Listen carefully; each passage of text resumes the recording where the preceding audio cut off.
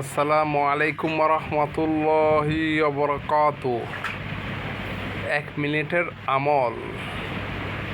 সময় মানুষের জীবন।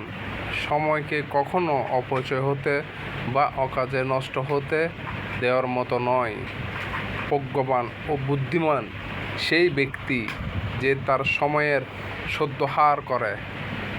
তাই বুদ্ধিমান ব্যক্তি সময়কে অহেতুক কাজে বা অবাঞ্ছনীয় কথায় ব্যয় করে না, বরং তিনি সময়কে প্রশংসনীয় কাজের মধ্যে সীমাবদ্ধ রাখেন, যে কাজ আল্লাহকে মানুষের উপকার বয়ে আনে।